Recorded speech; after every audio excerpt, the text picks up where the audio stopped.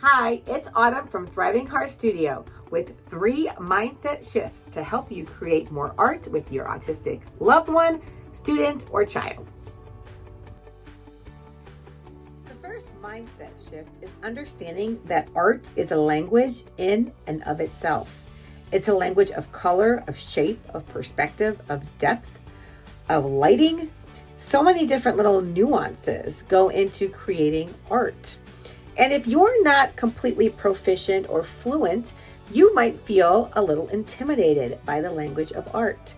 But just know, like any language, the more you use it, the more you will retain, remember, and be able to excel in it. So with our kids, if it's a new language for them, we're going to be really easy about it. We're going to introduce concepts very slowly. We're going to have 1 or 2 motor steps involved. We're not going to overwhelm them. That way we can slowly learn the language of art together. All right, secondly, creating art with our loved ones is much more about the experience than the finished product. So we understand that with fine motor abilities all across the board, maybe the exact design and intention you guys set out with might not be the end product, and that's okay. And of course, practice makes permanence, right? So it will be better over time, be more aligned with your desires and your wanting, but art can often create itself, and being open to that is part of the experience. And seeing just the beauty of trying and effort and, oh, look what happened. Like that is what it's about. Not being afraid to fail even, and have to start over perhaps, or whatever, your child might want to do. So definitely it's the experience, it's the growth. It's not necessarily something that you're going to always hang up on a wall, but I find most 99% of everything we create, we do hang up. But it's because we have such a fun time creating it together that the memory is there in there, whether or not it's picture perfect. The third mindset shift is seeing yourself as an assistant to the process. So you are there to support and help the creation happen. Right, so if we're assisting someone with autism or a different neurological disposition that needs assistance with their fine motor, what we are doing is we're helping them birth their creation. We are doing the best we can to gain their desires and their design plan, and we're going to assist bringing it to life, much like a midwife assists a baby being born. You want to restrain yourself from putting your ideas or your artistic take into the piece, unless that's agreed upon beforehand that we're co-creating this together. But if it's completely the other person's, you want to assume the role where you're going to use prompts. You might use visual, verbal, different prompts, help hold a hand, steady a hand. You might be asking the questions to get the design ideas so you know how to help steer it. But you're not going to be the one doing the creating. You're just helping to assist. This is important because our children want to feel that agency, that this is their work. And so you can always create yours another time or alongside them. And that way it completely sends the message that they are independent artists as much as they can be.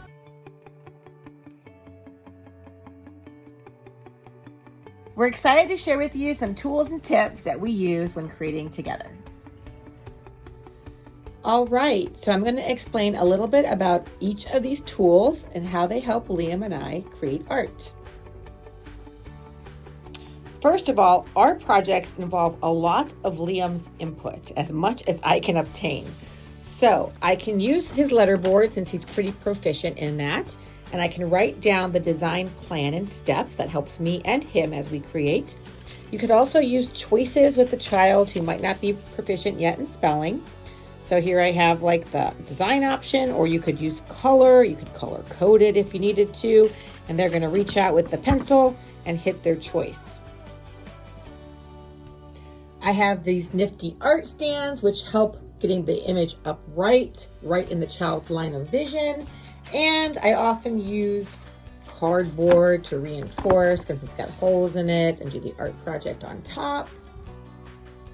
I also have canvases that are awesome to use, or we've got our trusty cardstock, which I use a lot because it's inexpensive and it works pretty well. I always keep a damp towel on hand and some wet wipes, and you can use newspaper underneath, and also silicone art pads are nice to have. We always use reusable containers for water or glue mixtures. I do have a palette, but I kind of prefer, unless I'm going to do two colors far apart on here, I prefer individual colors on plates. It seems to help Liam with the space between and separation. The plates work really well with sponge painting, and I always have different brushes, bigger and smaller ones, depending what we're doing. And it's nice to have lots of brushes so you don't have to always be rinsing. You can just lay a color aside and return to it if you need to. For our tracing projects, I have a ruler with a grip on it, and these kind of medium-sized Fiskar scissors work really well. I do use Scotch tape to secure projects down. That is one little tip that really helps in the creation process. If we are cutting or creating designs, I have origami paper, which is pretty thin, regular construction paper, and I always keep some different design paper on hand, which just adds that extra flavor without you having to create the design. We love Elmer's clear glue because you can paint it on. You can also use a glue stick. I get a pack of these because sometimes you go through them fast. Okay, so now for some of our favorite mediums. I'd probably say Crayola washable paint is one of my favorites because it looks just as thick as acrylic, but it's washable. Tempera is a nice second option. It does seem to stain skin sometimes more than I thought. Dabbers are awesome. Here's two different types, the larger ones, and as you move to needing a little bit of a smaller one, these are like markers that do the same thing. A friend introduced me to these tempera paint sticks. They work really well. Like if you print out a design and a child colors it in. I like those. We play a little bit with oil pastels. They're great for shading. They are kind of small for your hand though, small and short. Watercolors. So our favorite type of watercolor is actually the one that comes in a tube that we can use a glass bowl with. These are okay, but as you see, they're all close together and it's easy to mix colors and a lot of in between. So I like separating the watercolors. We do not use glitter unless it's glitter glue. It's already contained right in there. You can put it on cards or different accents. You don't got to worry about the mess. We do use acrylics at time because Liam is pretty controlled in using the paints at this stage. I also like these paint sticks because you can do dot artwork with these really easily. So a few other tips that really help us succeed is securing our workstation, having things taped down, heavier containers, so you as the motor partner aren't having to hold things while your student or child is creating. I find the design plan really helps me because I can set the station up with the steps in order and kind of like move things when they're no longer needed. That way we're not like overwhelmed or confused about what's next. So I'll use different prompts for his body during the creation process. Sometimes I will point to things. Sometimes I will say, lift your arm or get that spot. Sometimes I will have to show him how to do something a few times or demonstrate hand over hand a stroke and then back off and let him try. So just have to gauge what your child or student needs and just be ready to prompt as least as you need to. I also have a printer and there's so many free resources of images and clip art that you can just download and print. Makes it really easy. I have Liam color things in sometimes and I can cut out so he doesn't have to stay in the lines. I like that technique.